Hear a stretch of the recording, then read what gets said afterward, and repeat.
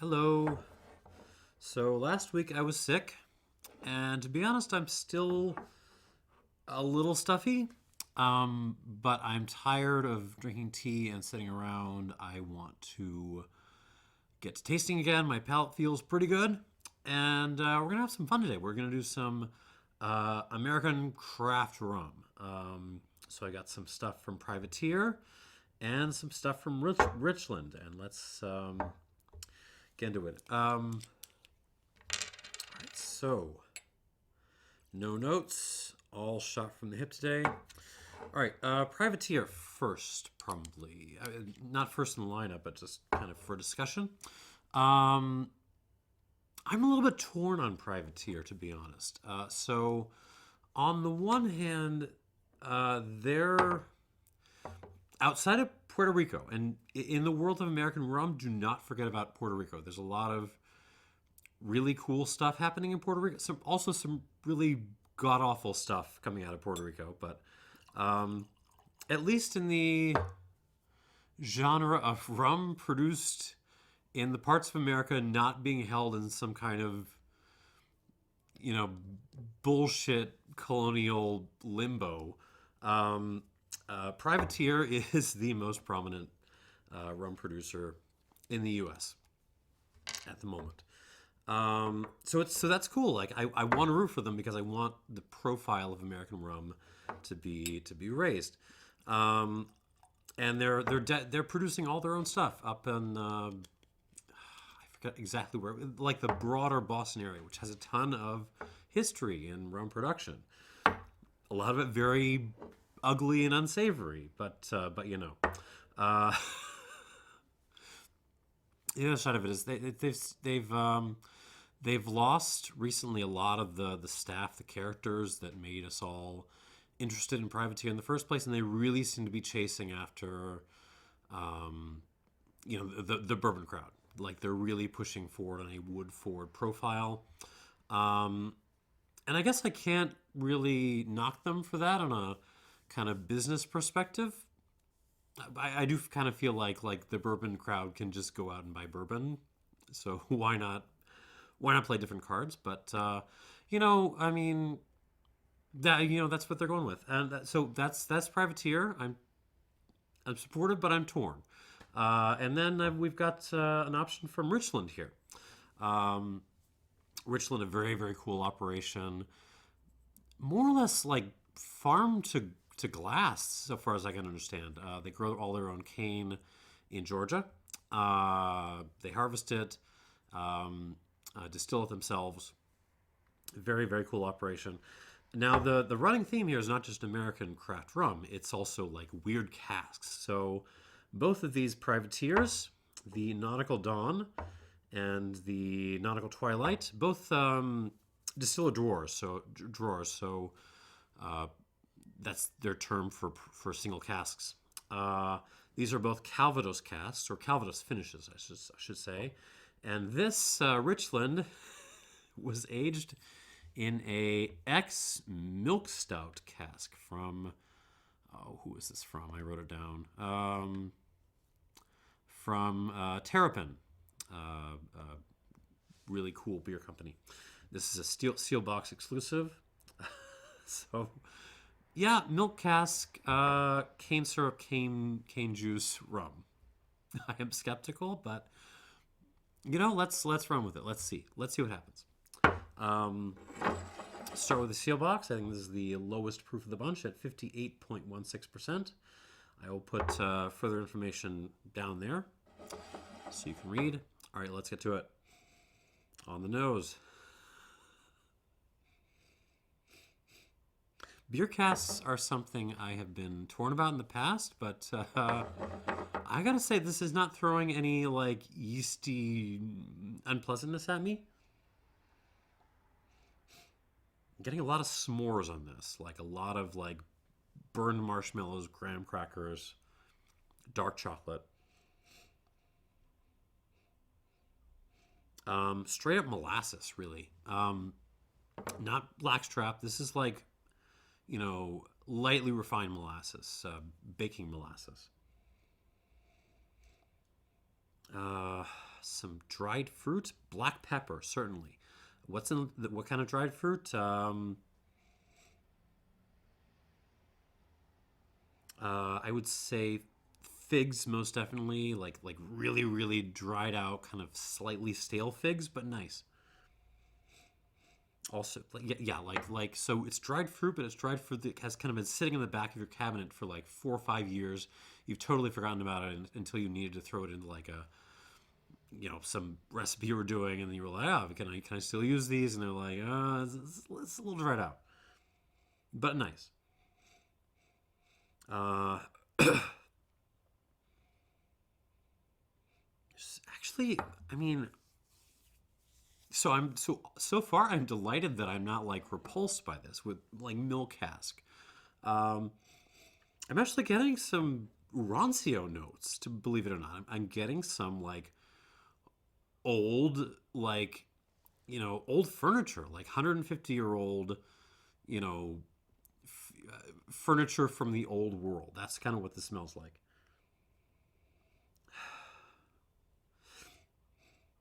Like an old couch that really needs refinishing.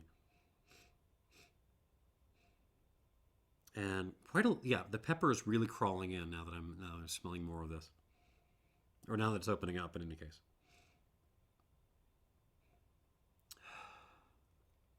Just little hints here and there to remind you this is a rum. Like maybe one green olive, one black olive, touch of fennel, a little bit of root beer as well. Nice. It's 8 years old, so I shouldn't be that surprised there's this degree of complexity. I don't even know, like, was this a milk cask finish? Was it like full term secondary maturation? What was it? I don't know. But it's working, whatever it is. All right, on the palate, here we go.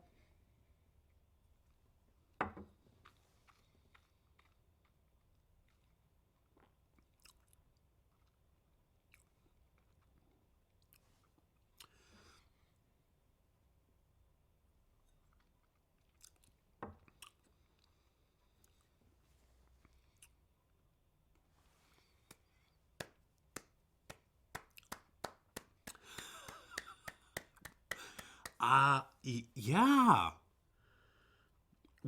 Yeah, well, okay. This is righteous. I am genuinely shocked. Good job, Richland and Terrapin. Like there's a lot going on here. Okay, so in terms of like the flavors involved, this is pretty narrow. There's a lot of just like dried fruit and furniture and s'mores and pepper. That's a lot of flavor profile. I can dig into it a little bit more in a sec, but the way this is delivering its flavor, it's actually very impressive. This is quite a journey going on.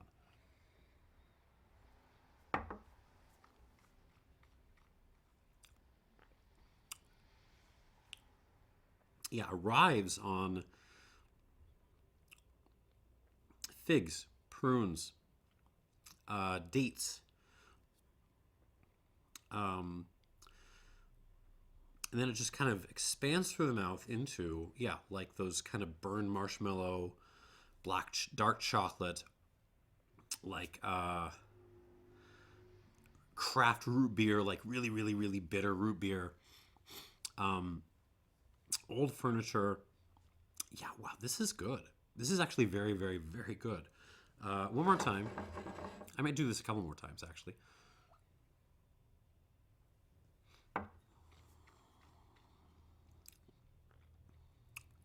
But and then there are the rum notes, kind of giving this a little character.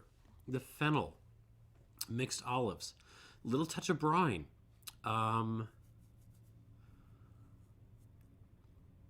Certainly, lots and lots of black pepper. There's a very like almost a French oak, Gascony oak kind of thing that's covering my entire palate. You hand me this like blind, and I might call.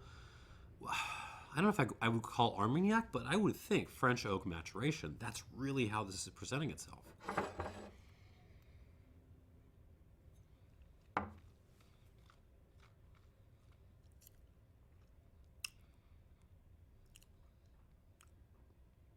Yeah, I'm gobsmacked. I did not expect this to be. I was expecting something okay, maybe a little bit superficial, but certainly not deep into the realms of good. This is deep into the realms of good, and yeah, I'm delighted. This is for the first spirit I've had on deck since being sick. This is more than I could have hoped for. I've just noticed I don't have my usual eyedropper, so I'm just going to try to do this blind. It's always a little bit dangerous, but we're keeping casual today. I got the hoodie on. I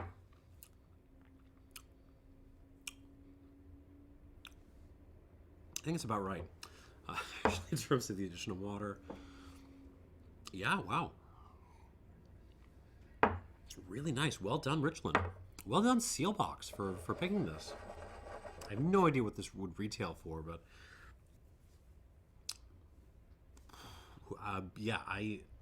wow. Okay, moving on to the privateer, Nautical Dawn. I think this, as I recall, this is 4 years old, or a little bit over 4 years old, and has a Calvados finish. Calvados, of course, is, if you're just catching up on the channel, is you can't really call it apple brandy because sometimes most of the time actually there's pears involved as well. So think of it as cider brandy, if you like. Eau de vie of cider aged in French oak. So let's see. Of course, this is distilled in the very, very broad Boston area from molasses on privateer stills. And here we go.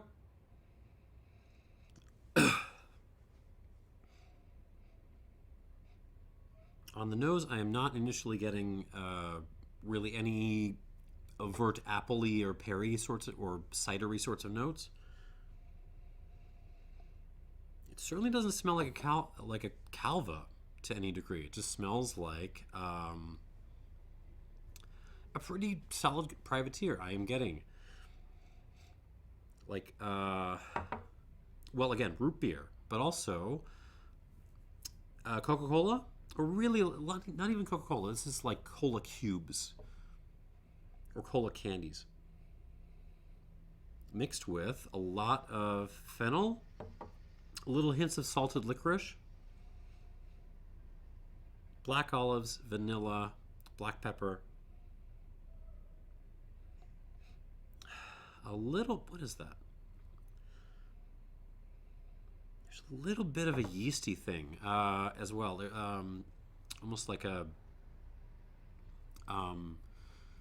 rising bread kind of smell, but it's very much like a third tier flavor profile thing. It's pretty subtle.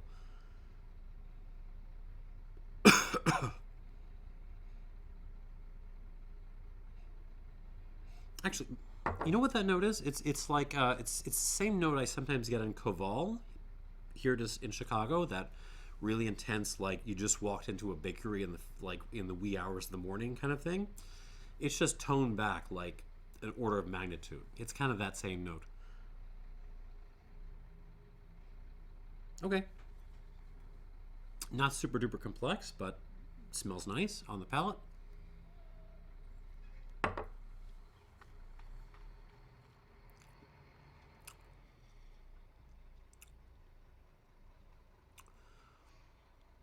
Very peppery. A lot of fennel and anise going on. A little bit of sea salt. Nice kind of wood tannins kind of thing going on. We're not talking like full-blown rancio notes here. This is more like just like over-stewed English breakfast tea with a lot of pepper thrown in.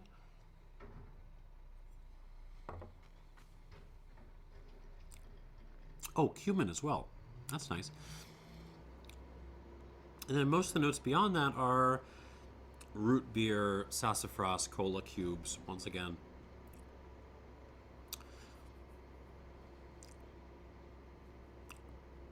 And yeah, a little bit of black olive. And that's most of what's going on. Let me try this one more time.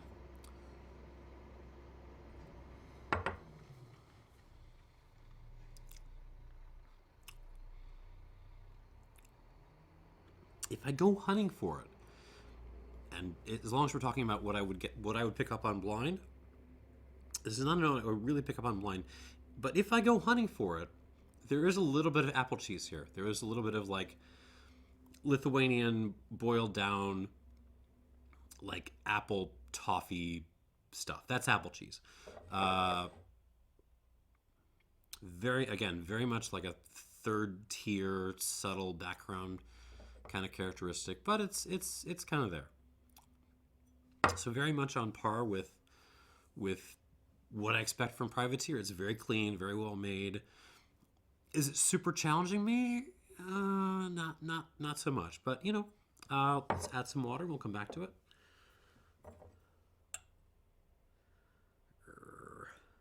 I hate eyeballing it. I really hate eyeballing it. Now I don't know if I'm going to be able to add the amount I want. Now that I need some more. Come on. I'm sure some of you watch this channel and wonder, like, why the eyedropper? Why get that nerdy? Consistency is why I get that nerdy. Because I can pour a glass of something and learn. Does this need 3 squirts? 4 squirts, 5 squirts, 6 squirts?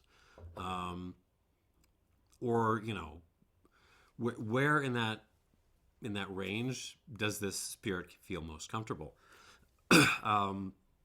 Or if I'm just dumping it from a glass, or even sometimes using a spoon. A spoon is hard to get exact too. It's harder to nail the actual amount of water you're adding into something like this.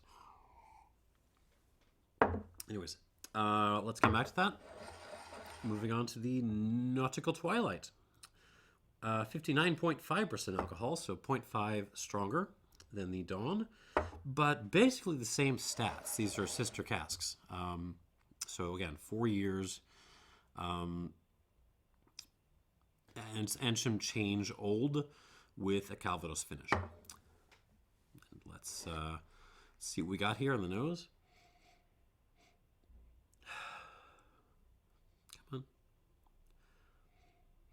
Initially a bit more reluctant.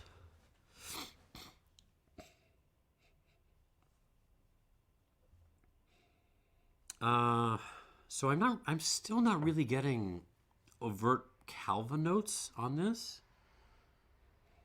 but I'm getting some much more overt French oak kinds of notes. So I am getting some pretty direct, like prune, or even like just like plum sorts of notes. Black pepper, Irish breakfast tea.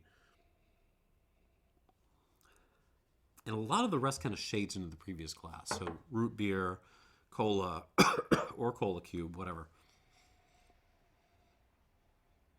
Salted licorice, fennel.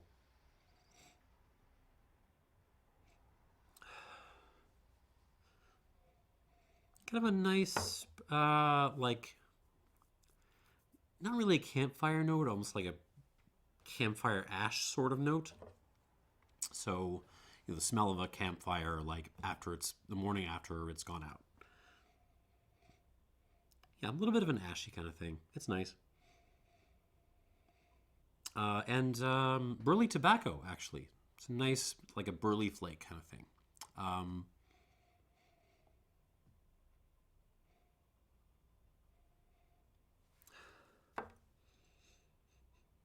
Yeah, it's more cask forward, less actually overtly rummy than the Nautical Dawn.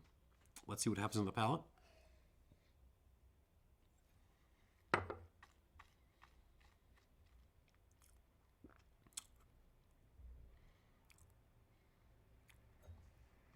Same story on the palate. Very, very, very similar, but bring more cask influence, specifically French oak, to the table. I'm actually not even really getting the apple cheese thing on this.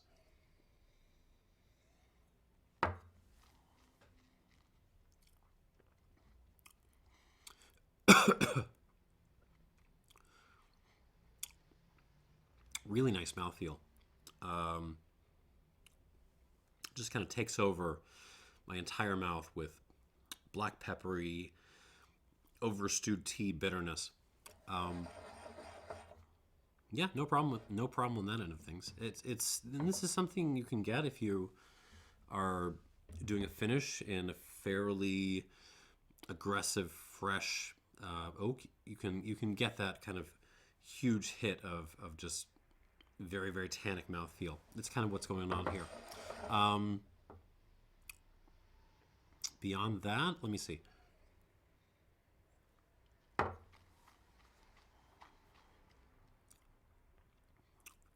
Yeah, lots of the same flavors.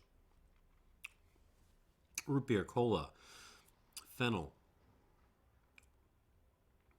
little aniseed. Really salted licorice, kind of tied in with, is more than just straight aniseed. Little hints of olive. Lots and lots of just overstewed Irish breakfast tea, though.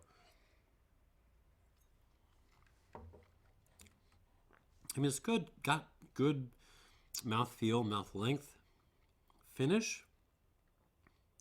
It just doesn't have a huge depth in terms of the flavors it's bringing.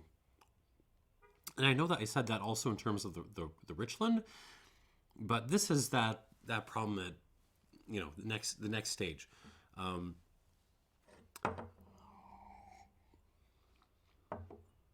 I don't want to sound like I dislike the privateers. They're actually very nice and very well made, but they are a little bit kind of one note, maybe two notes, and that's okay.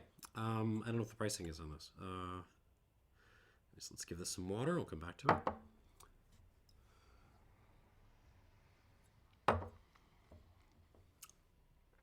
Stop there, and let's go back through these. Give them some scores. All right, back to the Richland, which was, very, very surprisingly impressive. Let's see what we got on the nose. Ooh. So there is actually a little bit of like a milk chocolate kind of thing coming out now.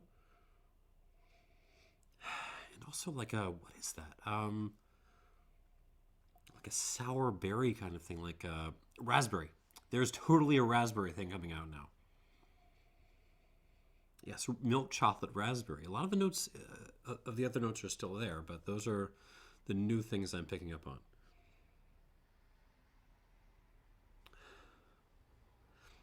Yeah, the s'mores are absolutely still in the house. Black tea. Those more subtle kind of rummy notes in the back. I got to be honest with you.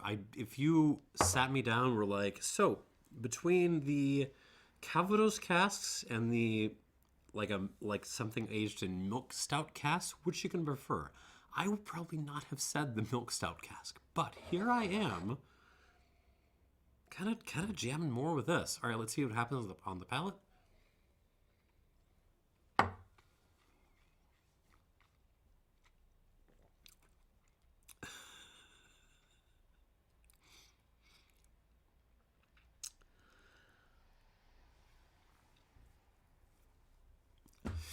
I got nothing. This has no right to be as good as it is. It really doesn't. Like, it's so you're getting where to start. Okay, so you're getting your s'mores notes. You're getting there's an ashy note, but it's not campfire ash. It's almost more like match ash. You know, like you light a match and you kind of keep it burning too long until like your fingers almost catch on fire and you can kind of blow it out. And you imagine like a little bit of the ash from the stick got in your mouth. That's kind of what this tastes like. It's a much cleaner kind of character than campfire.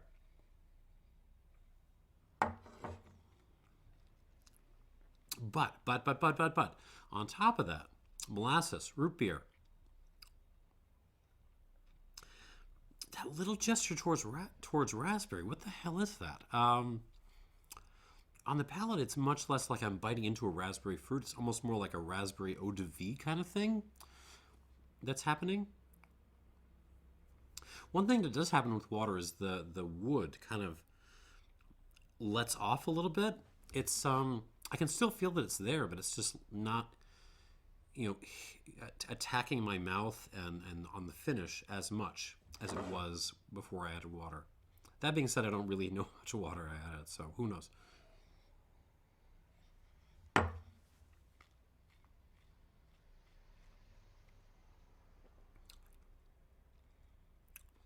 Oh man, there's some salted licorice here.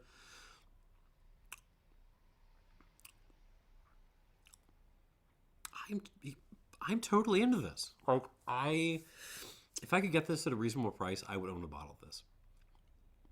Absolutely. And I did not expect that to say that about an 8-year-old American, cane juice, cane syrup rum aged in milk stout casks. Man, what do I score this? It's hard to get a beat on this score-wise because it's not totally foreign to my vocabulary, obviously, because I'm able to talk about it, but it's foreign enough that I don't really know where to put this. Let me try. Hold on.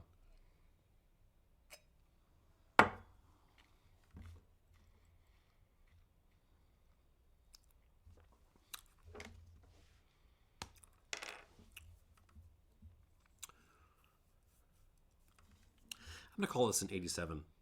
87 flat out of 100.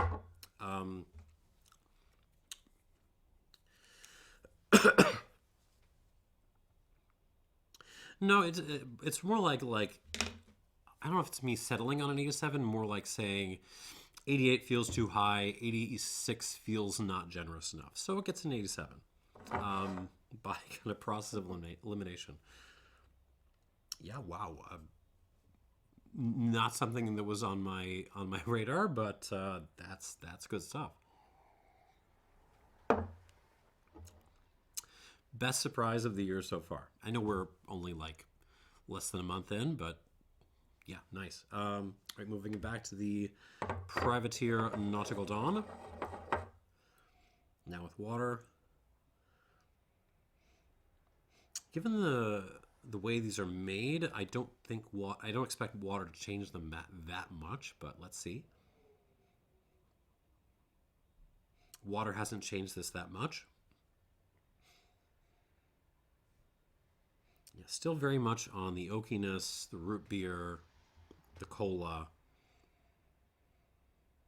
A little bit of rum fun. And I go looking for Calvados notes and I don't really find them. And that's fine. It smells like a very nice privateer. On the palate.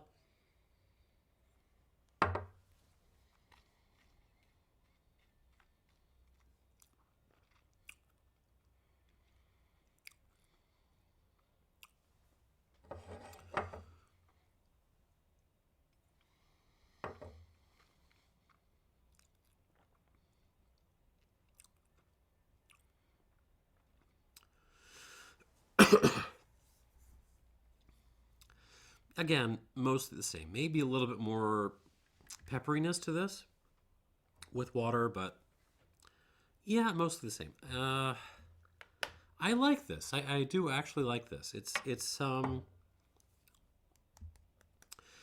showing me a whole lot of tricks, but it's good. It's good. I am enjoying drinking this. It's good. It's safe. I would give this 84 points out of 100. Mainly just it's kind of what I was expecting to get from this. The only thing I was score-wise, at least, the only thing I'm disappointed in is, it's not throwing me the appley goodness I was hoping for. I mean, even compared to that, the Laird's bourbon I reviewed a little while ago, that has more apple stuff going on than this does, and it's, as I recall, considerably less money. So there you go. All right, moving on to the Privateer Nautical Twilight. On the nose.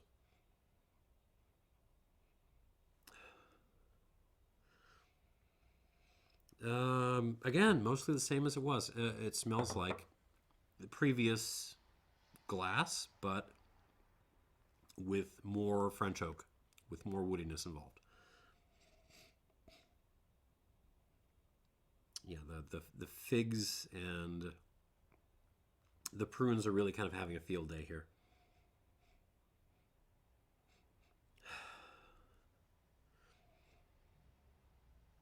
All right, on the palate.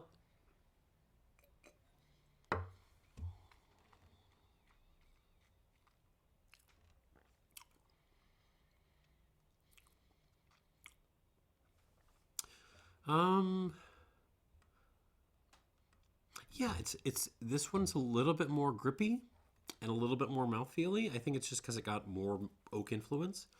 But it's very, very much in the same territory, same style.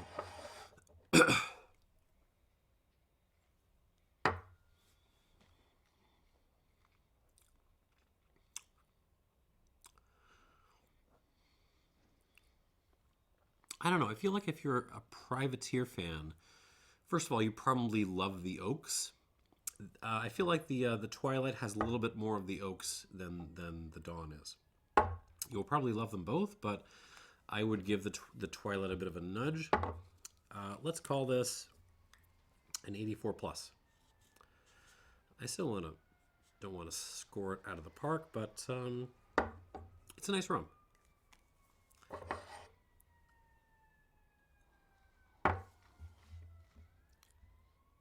Yeah, let's leave it there.